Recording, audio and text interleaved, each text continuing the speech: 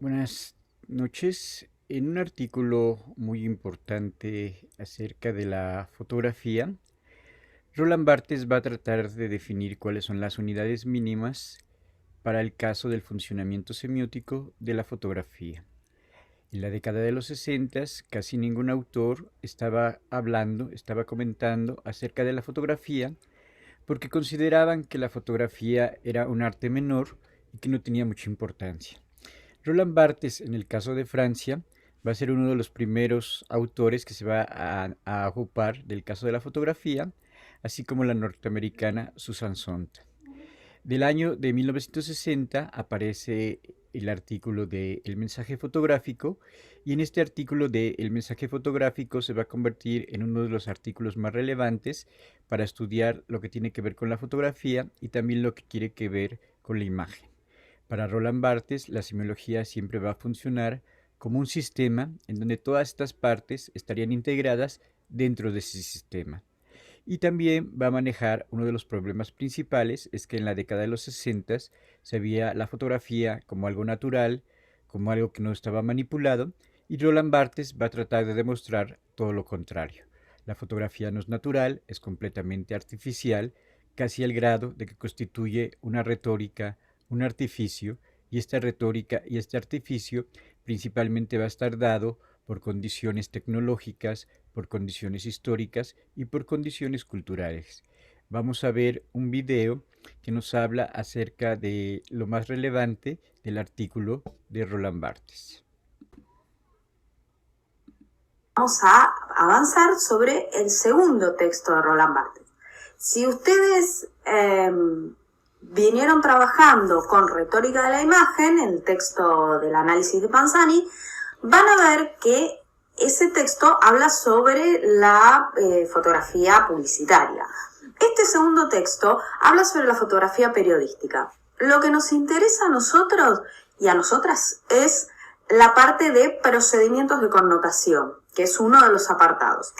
Van a ver que al principio del texto hace el autor todo un recorrido bastante más exhaustivo sobre las diferencias entre denotación y connotación. A quienes no le haya quedado claro esto, pueden retomar en este segundo texto que lo explica muy bien y de forma un poco más detallada esta diferencia en los dos niveles de análisis, los dos niveles de sentido, el implícito, el explícito, como decimos nosotros, la denotación, la connotación, como dice Barthes.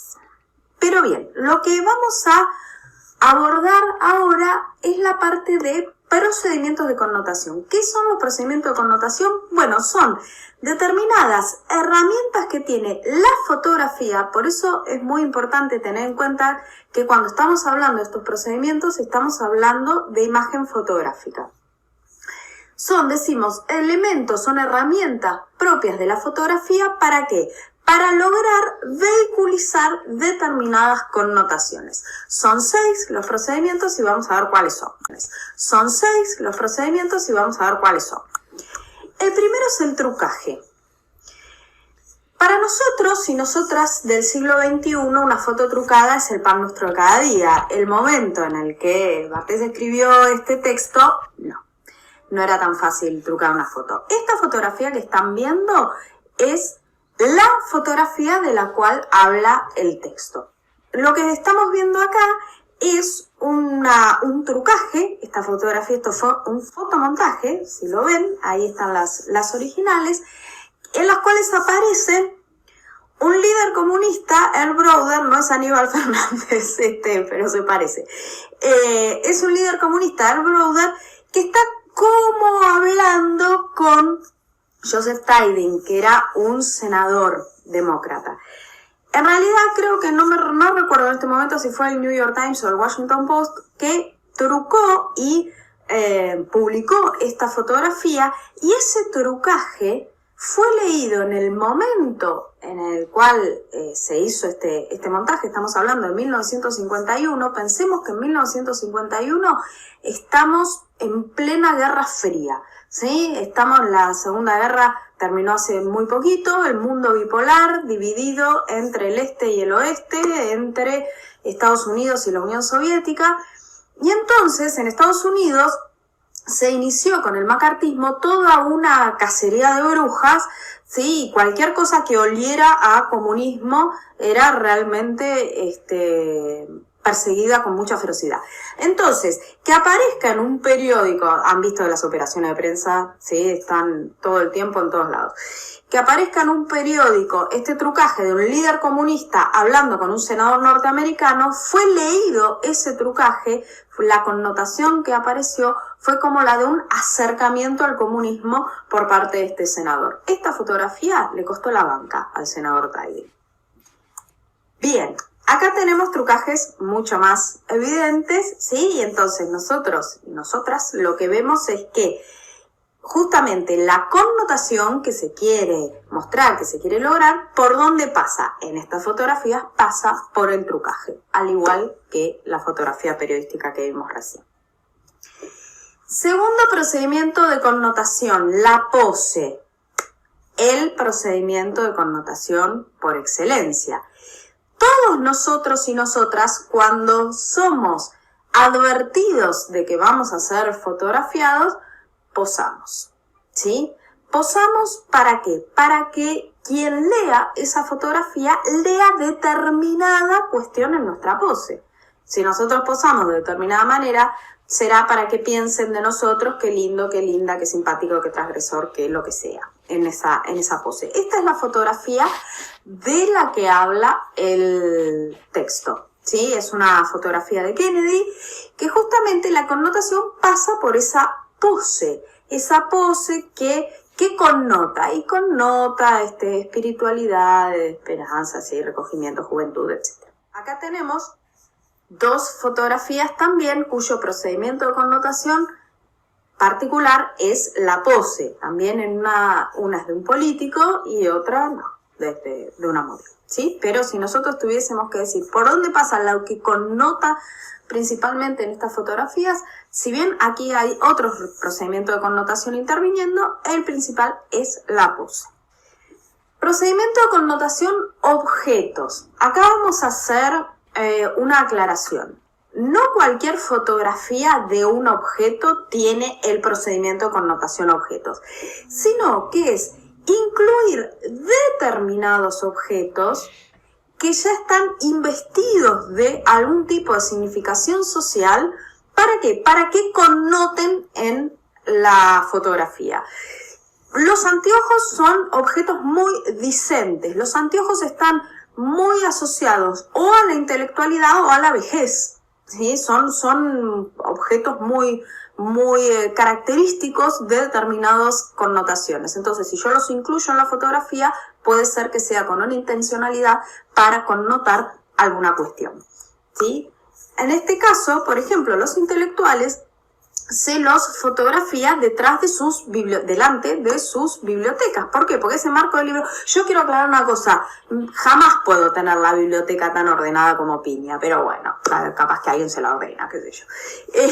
Pero justamente el marco del libro... Bueno, ¿por qué yo estoy haciendo este video en mi biblioteca y no lo estoy haciendo en la cocina o en el baño o en el lavadero? Porque justamente sé que este video tiene una finalidad académica. Entonces, evidentemente, los objetos que rodean el encuadre hacen a la connotación. Igual envidio la biblioteca de Piña. También, por ejemplo, pensemos en esta fotografía. Ustedes me podrán decir, bueno, hay una pose también. Evidentemente hay una pose. Pero lo que connota fuertemente aquí son las vestimentas y las armas, ¿sí? Que también son objetos muy discentes. Bien, la fotogenia. La fotogenia es un embellecimiento fotográfico, es un recurso de connotación que pasa por hacer un determinado tratamiento técnico de la fotografía para que connote determinada cuestión. Este es un retrato que le tomé a mi marido, que me suele servir de modelo cuando tengo que practicar una cosa fotográfica.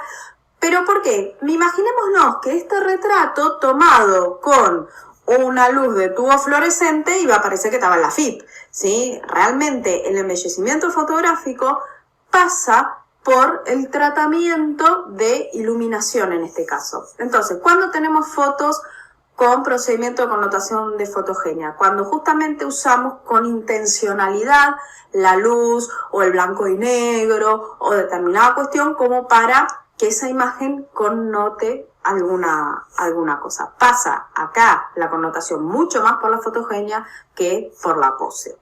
Acá tenemos otros dos casos interesantes también del uso de fotogenia. Les aclaro por si les interesa la fotografía, que quieren aprovechar algún conocimiento técnico que tengo, ¿sí? Si van a hacer retratos de hombres, quedan mejor siempre con luces bajas y los retratos de mujeres con luces altas. Después, en todo caso, si quieren, hablaríamos de por qué. Pero bueno, acá tenemos también dos ejemplos más de fotogenia. ¿Okay? El esteticismo. El esteticismo también es un procedimiento de embellecimiento fotográfico, pero ya no pasaría acá por la cuestión técnica, como determinadas estrategias de iluminación o de revelado, sino que pasa por la composición. Cuando decimos que la fotografía intenta imitar la obra de arte, ahí tenemos ejemplos de esteticismo, como en este caso. En este caso, que es un caso publicitario, la fotografía está tratando de imitar una obra de arte en particular. A ver si sale, ¿quién les parece que es? ¿Sí? Miguel Ángel, ¿les suena? Además de una tortuga ninja, ¿quién es? Claramente esta fotografía está tratando de imitar la Piedad de Miguel Ángel, este genial escultor renacentista. Acá tenemos también otro caso de esteticismo, también imitando una obra famosa, ¿sí? con fines humorísticos publicitarios, ¿sí? Pero claramente en estos dos casos, los siguientes, la foto paisajística y esta foto de esta bailarina, si bien no están imitando una obra en particular, decimos que tienen el procedimiento de connotación de esteticismo. ¿Por qué? Porque su finalidad desde la composición tiene como objeto alcanzar determinados patrones de belleza, ¿sí? Por supuesto, ustedes podrán decir, ¿y no hay fotogenia también? Y sí, por lo general también hay un recurso de fotogenia, porque tanto la fotogenia como el esteticismo son dos recursos que van como muy de la mano. Estamos hablando del embellecimiento fotográfico, o vía técnica o vía composición. Y por último, tenemos el recurso de sintaxis. Para que haya una sintaxis, tiene que haber más de una fotografía. ¿Por qué? Porque ¿de qué se trata este recurso? Se trata de que la connotación pasa por la lectura global de las piezas. La connotación no está en una pieza o en la otra, sino en su lectura, como si fuese un texto. Los ejemplos que están acá, si los ven, son muy, muy conmovedores. Se trata de una muestra fotográfica del 2006. La muestra se llamó Ausencias. Yo tuve la posibilidad de verla en todas las gigantografías, ¿sí? Al día de hoy, hace 1000 años que doy este tema y explico con estas fotografías y se me pone la piel de gallina. ¿Por qué? Esta seriada fotográfica que se llamó Ausencias muestra en todas las piezas una foto, ¿sí? Y la misma foto al lado con alguien que falta. La foto inicial son siempre del 75, 76, 77, estamos hablando de la pre o de durante la dictadura, y todas las fotos que le siguen son del 2006. Y la persona que falta en cada una de las fotos es un desaparecido. Es muy impresionante. Cada tanto se vuelve a exhibir la galería Ausencias, y si no, búsquenla en internet, está disponible. ¿Sí? En este caso, entonces tenemos este procedimiento de sintaxis. Pero también, cuando queremos mostrar determinados procesos, y mostramos en varias fotografías, la connotación acá también pasa por la sintaxis. Lo mismo que acá, ¿sí? El antes y el después. Mira cómo está Conan el Bárbaro en este momento. O estas fotografías o estas seriadas, así que son tan cómicas, de gente que muchos años después vuelve a tomarse la misma fotografía o muy similar y genera como este efecto de comicidad. Bueno, en todos estos casos la connotación pasa por un tema de sintaxis, ¿sí? Entonces acá les voy a proponer, igual que hicimos como en el video anterior de Barthes, ¿sí? De retórica de la imagen, acá también les voy a proponer una serie de fotografías como para que practiquen y vean, pueden ir pausando el video, pueden ir viendo y pensando cuál es el procedimiento de connotación principal en cada una de estas fotos. Insisto, puede haber más de un procedimiento de connotación, pero siempre hay uno que predomina. Ahí les hago una pasadita de fotos. Tendríamos que pensar aquí,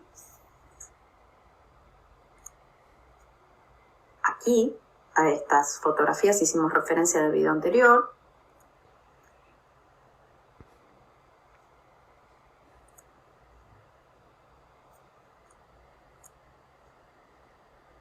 Todavía lo extrañamos, ¿no?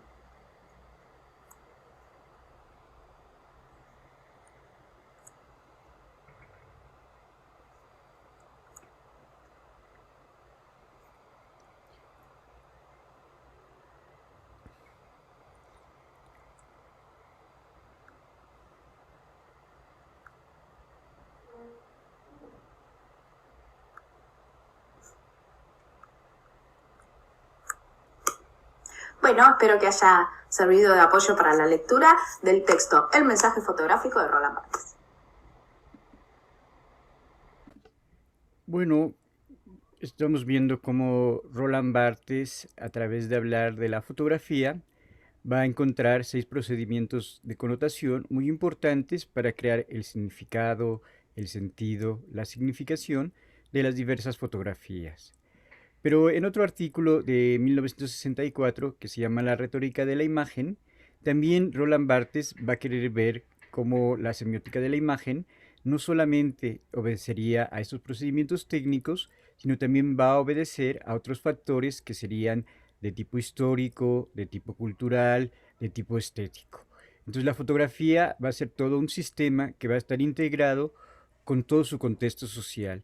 Y en este contexto social, Roland Barthes está haciendo otros trabajos que tienen que ver con la retórica de la palabra. Va a escribir un libro muy importante que se llama La retórica la retórica antigua. Y en este libro va a ver desde Grecia, desde Roma hasta el siglo XX, cómo la retórica es muy importante dentro de la educación, dentro de la cultura y para la manera que tienen para escribir los diferentes escritores. Estas ideas que influyen mucho para Roland Barthes de la retórica escrita, las va a trasladar a la retórica de la imagen. La retórica de la imagen sería una serie de procedimientos connotativos que los fotógrafos utilizan a la hora de querer crear una obra, principalmente en el caso de la publicidad, y hay procedimientos retóricos que estarían influyendo para crear este significado. Estos procedimientos retóricos serían una serie de estereotipos, una serie de clichés que van a ir siguiendo los diferentes fotógrafos para realizar sus diferentes connotaciones. La retórica en este sentido sería todo un sistema, sería todo un lenguaje connotativo que quiere producir o aumentar o hacer más relevante el significado que se está diciendo acerca de esta fotografía. Pero esos procedimientos de connotación cambiarían de acuerdo a la historia, de acuerdo a las culturas y de acuerdo a las diferentes sociedades. Vamos a ver a continuación otro video que nos va a hablar de cuáles serían esos principales procedimientos retóricos que se utilizan dentro del campo de la publicidad.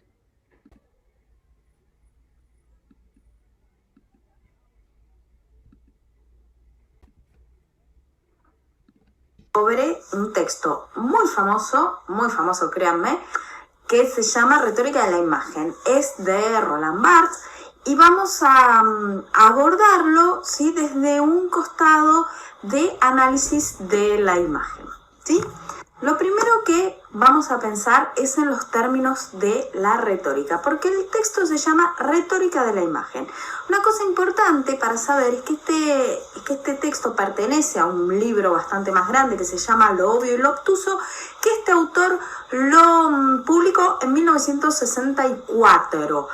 Después pasó mucha agua bajo el puente y se dijeron un montón de cosas más sobre la imagen, pero fue Barthes el primer autor que trató de sistematizar el análisis de la imagen, y ahí radica su valor. El texto se llama Retórica de la imagen. Vamos a pensar en lo que es la retórica. Si estuviésemos cara a cara, yo le preguntaría, bueno, ¿qué es la retórica? Y siempre saltan con el asunto de la pregunta retórica. Pero claramente, ¿sí?, no es este autor del siglo XX el primero que pensó en estos términos, sino que ya muchísimos años antes de Cristo, Aristóteles pensó en la retórica. Y quizás es difícil definir lo que es la retórica, pero probablemente saben lo que es una metáfora. ¿Sí? Una metáfora es una de las tantas figuras retóricas. Entonces yo les propongo algo. Primero, que empecemos a pensar que con mucha frecuencia nosotros hablamos en términos que no son verdad, de cosas que son imposibles que sean verdad. Por ejemplo, cuando dicen la consabida frase, la profesora nos va a matar. Esto no es cierto. Y si fuera cierto, no lo dirían con tanta tranquilidad, ¿sí? O, por ejemplo, cuando a alguien le decimos, corazoncito mío, no estamos hablando del músculo cardíaco, estamos diciendo otra cosa. O cuando decimos, fulano se casó con un gorila.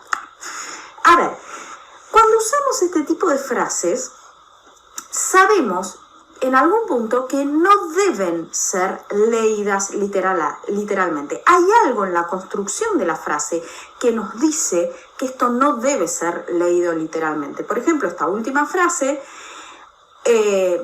nos da cuenta de que hay un montón de leyes sociales, civiles, sexuales que impedirían que esto sea leído literalmente, ¿sí? Entonces, por ejemplo, piensen cuando nos referimos a fenómenos meteorológicos, este asunto de llovió a baldazos, y no hablemos de otro tipo de metáforas, ¿sí? Y entonces, o cuando decimos, todo el mundo sabe que, bueno, este hipérbole, que es otra figura retórica, tampoco es cierto, es empíricamente imposible que todas las personas del planeta Tierra sepan o estén en conocimiento de esto que estamos diciendo. La pregunta del millón es, ¿por qué hablamos así? ¿Por qué hablamos en estos términos, y no en términos de verdad? Cuando alguien le dice, espérame un segundito, es mentira. Primero, un segundo chiquito no existe. Y además te va a tener que esperar más de un segundo.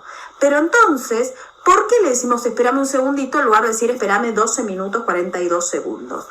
¿Por qué? Porque la retórica es el uso de la palabra fingida, este uso del arte, del buen decir. ¿Qué es lo que descubrieron los antiguos griegos? Que los sofistas en particular, que predisponía mejor al auditorio, ¿sí? Los filósofos buscaban la verdad, los sofistas buscaban convencer, que no es lo mismo.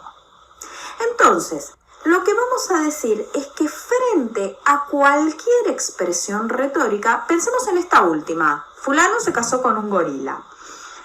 Siempre se juegan dos niveles de sentido. Hay un nivel de lo que se dice explícitamente. Yendo al autor que nos convoca, él lo denomina como la denotación del mensaje, lo que se dice en términos literales, lo explícito. Se casó con un gorila. Ahora, esta frase tiene un sentido, pero ¿tiene el sentido de lo que queremos decir? No. ¿Queremos decir que se casó con un mico? No. Queremos decir, podría ser que se casó con alguien muy grandote, o muy grandota, o muy peludo, o muy ordinario. O en la Argentina, esta palabra gorila tiene una acepción de pensamiento conservador.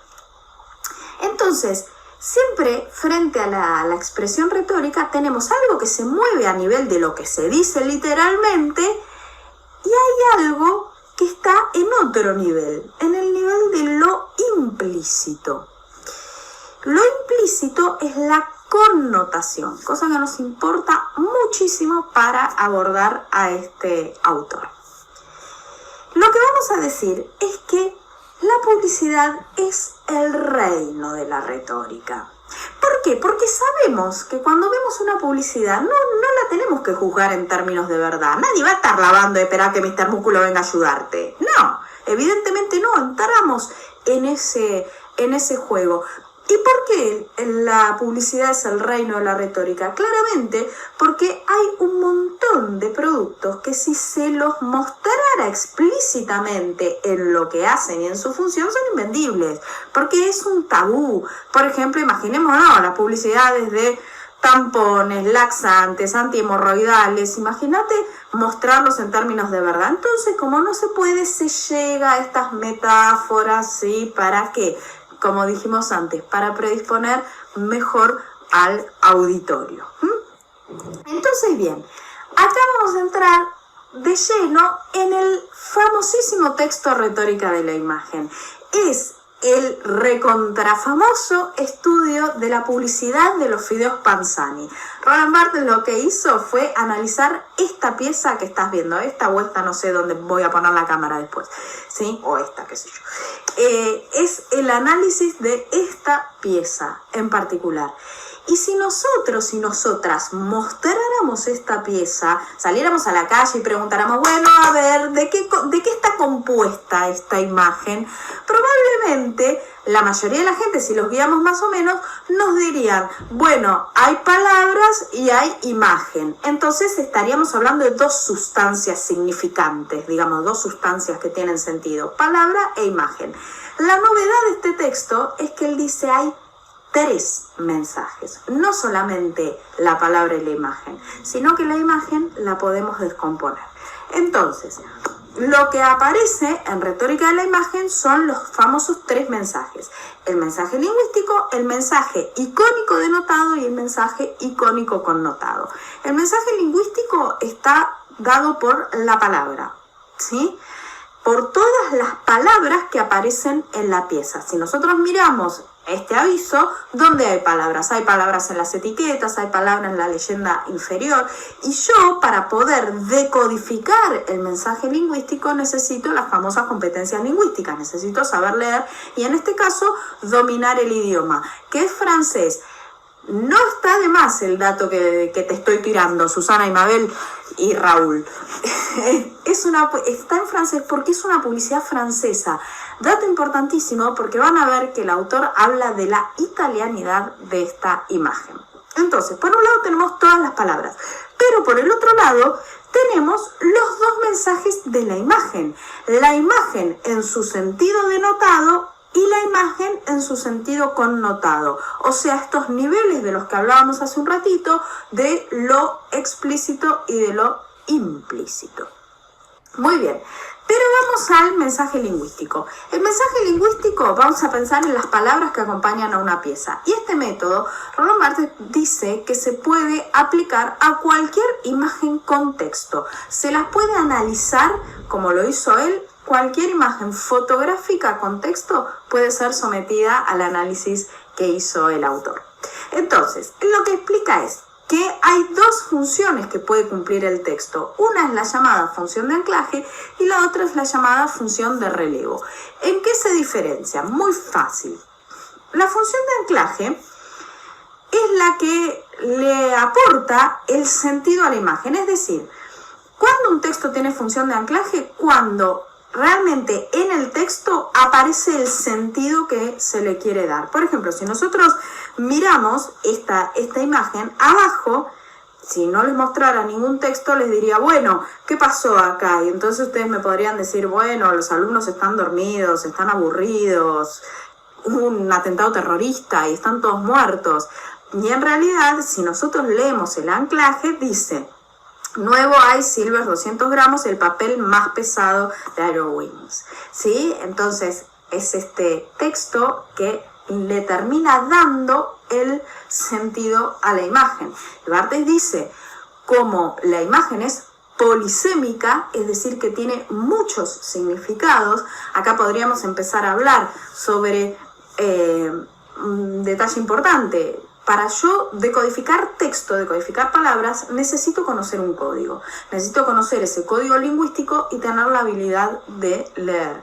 Pero, ¿qué sucede? Para decodificar imagen, no. El sentido de la imagen lo reconstruimos básicamente desde tres factores. Desde un factor individual, digamos, desde nuestras experiencias personales. Suponte que te ha pasado algo hermoso en un bosque, ¿sí? Entonces ves la imagen de un bosque y le vas a atribuir determinado sentido. Ahora, si vos en un bosque te perdiste de chiquito durante horas, vas a ver un bosque y vas a realmente rememorar cosas distintas o a tener o a darle otro significado. Pero no es solamente desde un lugar meramente individual que le damos sentido a una imagen. Fundamentalmente le damos sentido a una imagen desde un nivel social, ¿sí? Y cultural. Culturalmente, pensemos que unas zapatillas Converse antes y después de Cromañón no tienen el mismo significado, ¿sí? Ahora vamos a hablar sobre, por ejemplo, los barbijos. Antes y después de la pandemia no tienen el mismo significado la imagen de un barbijo. Bien, entonces, justamente el texto lo que hace se llama función de anclaje. ¿Por qué? Porque ancla los significados. Pensá esto, cuando vos estás mirando la tele y hay alguien que está hablando y no sabes quién es, automáticamente buscas un grafo, una palabra que te diga cómo leo esta imagen, quién es. Esa es la función de anclaje. Vamos a ver unos ejemplos que están bastante divertidos. Supongamos que yo veo esta imagen, si le pongo este anclaje, esta imagen automáticamente va a decir una cosa. Si le pongo este anclaje, primer plano, ángulo medio, altura normal, que es la composición técnica de la fotografía, esta imagen yo la empiezo a leer en esos términos. Y si la vemos con el texto original, es una publicidad de Axe, en realidad. Está bueno, ¿sí? Lo mismo pasaría con esta imagen. Si decimos que mueren los superhéroes y muere la infancia, la veo de una manera, y si lo digo así, esta imagen empieza a decir otra cosa. Esa es la función de anclaje. El texto es el que termina de orientar el sentido de la imagen. Pero hay otra función que es la del relevo. El relevo se da en el cómic, en el cine, cuando en realidad no es que la palabra da el sentido a la imagen, sino que conjuntamente, palabra e imagen se complementan y arman un sentido que correría como un nivel superior. Van a ver que en el texto dice la función diegética. Una diégesis es una narración, ¿sí? Entonces, cuando imagen y texto en realidad no es que es el texto el que le da sentido a la imagen, sino que conjuntamente se complementan, conjuntamente crean un sentido, una historia, ahí lo que tenemos es una función de relevo. Bien, pero vamos al tema de los mensajes icónicos. El mensaje icónico denotado y el icónico connotado, hay que analizarlo, esto es lo importante de este autor, hay que analizarlo sin el texto. Esto es lo que a veces cuesta hacer como abstracción del texto y mirar la imagen y ver qué es lo que dice explícitamente y qué es lo que dice implícitamente la imagen, no la imagen con el texto. Entonces por eso acá les hice como este juego de taparles los textos y vamos a analizar la imagen desde sus distintas connotaciones, que conjuntamente van a ser el mensaje icónico connotado. Muy bien. Lo primero, ¿cuáles son las connotaciones que tiene el famoso aviso de Panzani? Lo primero que dice Barthes tiene una connotación de frescura. ¿Por qué hablamos de la frescura? Porque tenemos elementos frescos y esos elementos frescos los ponen como al mismo nivel del elemento industrial. Esta es una estrategia publicitaria muy usada en gastronomía, ¿sí? Cuando se publicita un producto industrializado, se lo acompaña de los productos frescos, como diciendo, bueno, esto es tan fresco como esto otro. La segunda connotación que se desprende, este término habría como que incorporarlo, las connotaciones se desprenden de la imagen. La segunda lectura de connotación que se desprende de la imagen es el valor de lo casero. ¿Por qué? ¿Por qué hablamos de lo casero? Porque por la cantidad de productos, esta imagen representaría como la vuelta de hacer las compras, ¿sí? Esta compra evidentemente tiene un destino de preparación familiar, para una cena o para un almuerzo, no es una compra industrial para un restaurante, ¿sí? Entonces por eso, por la cantidad de productos que hay, se habla de lo casero. La italianidad, fundamental este concepto en este texto. Yo les acabo de decir hace un ratito que es una publicidad francesa. Es una publicidad real, de la época de Barthes. ¿Y por qué se habla de la italianidad? Bueno, Barthes dice, se habla de la italianidad, se desprende la idea de italianidad de esta imagen por dos cosas fundamentales. Primero, porque es una publicidad de pasta, y la pasta famosa es la pasta italiana, ¿sí? Si bien los fideos son chinos, pero Marco Polo en sus viajes los llevó a Italia y ahí se popularizaron. Y por otro lado, porque si nosotros vemos la paleta cromática en la que está hecha la pieza, está hecha en los colores de la bandera de Italia. Por eso se habla de la italianidad de esta imagen. Después aparece la connotación de servicio culinario total. Es decir, que acá lo que aparece es la idea de que desde aquí se puede generar todo un plato complejo, porque tengo los fideos, tengo la salsa, tengo el queso, sí, puedo hacer un plato entero. Después habla sobre la naturaleza muerta. ¿Qué es una naturaleza muerta? Miren, les muestro. Las naturalezas muertas son estos motivos pictóricos que aparecieron durante la época del barroco, lo que se llamó la pintura de bodegón. ¿Sí? Esto que nos enseñaban a hacer apenas estábamos en la primaria, te enseñaban a sombrear y te ponían una pera y una vela y te decían, bueno, aprendí a sombrear. Bueno, eso es una naturaleza muerta. Es muy interesante el motivo, la idea de naturaleza muerta, porque justamente lo que refleja es esa instancia, ese instante de algo natural que ya no está. Porque justamente verán que en ninguna naturaleza muerta vamos a ver una planta viva, no, justamente son flores, frutas y demás que han sido arrancadas de su fuente de vida y se trata de retratar ese momento donde todavía aparecen sus cualidades estéticas. Bueno, justamente, ¿por qué se habla de la naturaleza muerta en Panzani? Porque Roland Barthes dice, por la disposición de los objetos, por la luz, que es una luz muy barroca, por la luz que incide en la pieza y demás, parece estéticamente una naturaleza muerta, cosa que es verdad. También habla, más adelante, van a ver que empieza a hablar un montón de otras connotaciones que surgen. Habla del cuerno de la abundancia, que son este tipo, en este momento son adornos. Los cuernos de la abundancia, históricamente, cuando una pareja se casaba, se le regalaba una especie de bolsa con flores, frutas, semillas, para desear, como una especie de ritual, que en esa casa nunca faltara el alimento. Y es verdad, Panzani parece un cuerno de la abundancia. Es esto que están viendo. También habla de la pesca milagrosa. ¿Qué es la pesca milagrosa? Quienes estén familiarizados y familiarizadas con los relatos bíblicos, la pesca milagrosa es una parábola que aparece en la Biblia, en el Nuevo Testamento, que relata que una vez Jesús, que es este personaje central de los evangelios, ¿sí? Salió a pescar con sus discípulos, que eran algunos pescadores, y que bueno, que no había peces y qué sé yo, y entonces rezaron y tal, y salieron tal cantidad de peces, dice el relato, que reventaban las redes.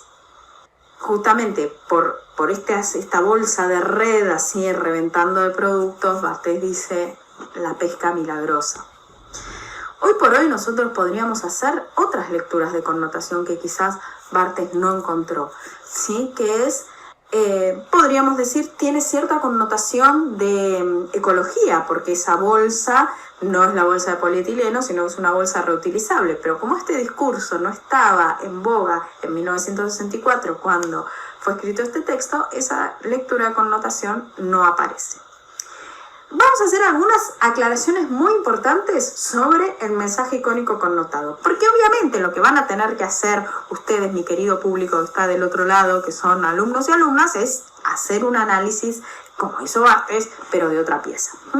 Entonces, lo primero que tenemos que decir, que las lecturas de connotación son signos discontinuos, es decir, no necesariamente yo voy a ver todas esas lecturas.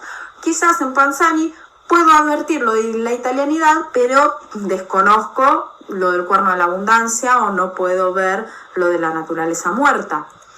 Segundo, las connotaciones por lo general aluden a significados más bien globales, no a cosas concretas. Italianidad es una esencia, no es Italia. Tercero, y esto lo pongo en mayúscula a los gritos y me lo rezan esta noche, la connotación no es la intencionalidad del aviso, es otra cosa. Porque muchas veces analizan piezas y lo que terminan analizando como connotaciones son en realidad la intencionalidad del aviso. Si yo dijese, ¿cuál es la intencionalidad del aviso en Panzani? Vender pasta, ¿sí? Vender pasta, decir, bueno, es rico, qué sé yo. Pero la intencionalidad del aviso, por lo general, está en el mensaje lingüístico. A veces, una imagen, un aviso puede tener connotaciones muy negativas y desde luego que el anunciante no tiene esa intencionalidad, ¿sí? Pero es otra cosa, yo tengo como que hacer abstracción del texto y ver qué connota la imagen. Y además, otra cosa, las connotaciones siempre están sostenidas en un denotador. Acá yo tendría que poner un nuevo ítem, que decir, las lecturas de connotación no son algo que las flasheaste vos, no son un flasheo tuyo, porque esa también la hacen muchas veces, que por ejemplo dicen Panzani, lecturas de connotación. Bueno, resulta que esta mañana las señoras se habían peleado con el señor con el que vive, entonces como a él le gusta la pasta, ella fue a comprar pasta para hacerle de cenar. Esa la flasheaste vos, no sale de ahí, de la imagen, ¿sí? Siempre las lecturas de connotación tienen que estar sostenidas. Escuchen esto, este es el momento importante del aviso del video. Las lecturas de connotación siempre tienen que estar sostenidas en un denotador, en algo que objetivamente puedo ver, ¿sí? Entonces, se habla de la frescura porque hay productos frescos, se habla de lo casero por la cantidad de productos, se habla de la italianidad porque son fideos y por la paleta de colores, se habla del servicio culinario total porque hay pasta, queso, salsa y zaraza, se habla de la naturaleza muerta por la luz y por la estética de los objetos, se habla del cuerno de la abundancia por la forma de la bolsa de la cual salen productos. Por eso, las lecturas de connotación siempre se tienen que poder justificar. Y por otra parte, no son lecturas subjetivas e individuales, sino que son culturales. Principalmente son culturales las lecturas de connotación. Bien, vamos a hacer como una especie de prueba, diferenciando para ver que no es lo mismo connotación o lecturas de connotación que intencionalidad del aviso. Yo veo esta imagen y qué connotaciones puede tener. Y puede tener connotaciones sobre diversidad étnica, diversidad de cuerpos, ¿sí? Puede ser esta idea de tratar de deconstruir que la belleza no pasa por ser blanca y delgada. Puede tener connotaciones quizás negativas también, ¿sí? ¿Por qué? Porque la que aparentemente tiene más masa corporal es la chica negra y no la blanca, ¿sí? Ahora, la intencionalidad del aviso es que DAV nos dice que el jabón hace que la crema lo que hace es visiblemente más tersa la piel, etc. Esa es la intencionalidad del aviso.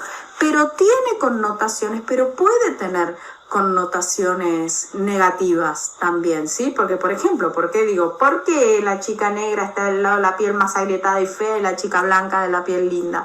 Bueno, ¿esta será la intencionalidad de la gente de edad?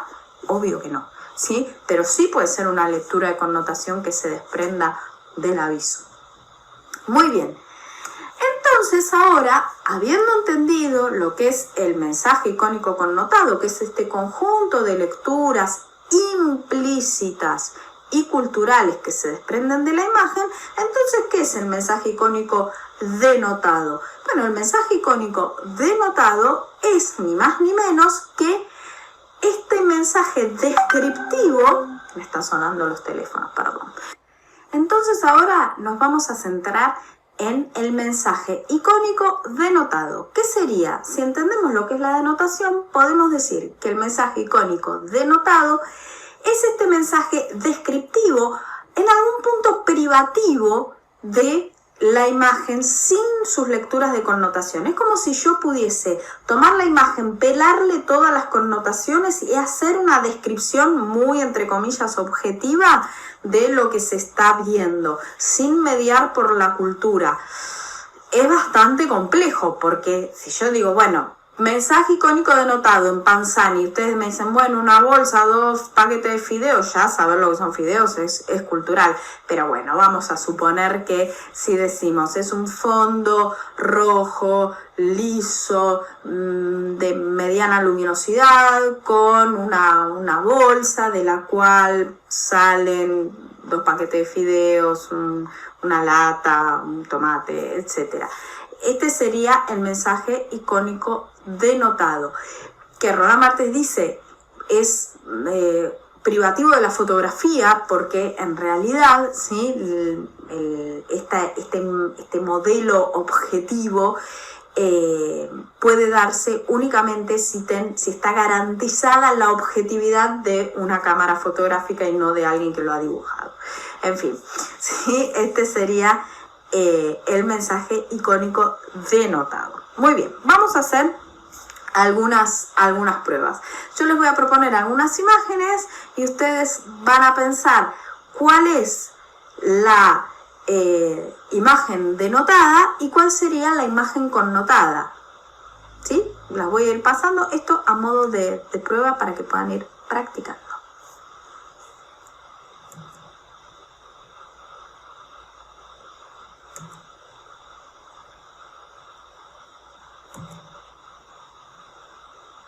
Este caso es muy interesante porque si bien evidentemente acá se ve bien la diferencia entre intencionalidad del aviso y connotación de la imagen. La intencionalidad del aviso es generar por supuesto es vender los productos de Dolce & Gabbana, pero las connotaciones de la imagen son fuertemente negativas. ¿Sí? Acá hay connotaciones de violación. ¿Será lo que quería mostrar Dolce & Gabbana? Seguro que no, pero no es algo que no surja de esta imagen. ¿Se entiende la diferencia? Bueno, esto es lo importante de retórica de la imagen.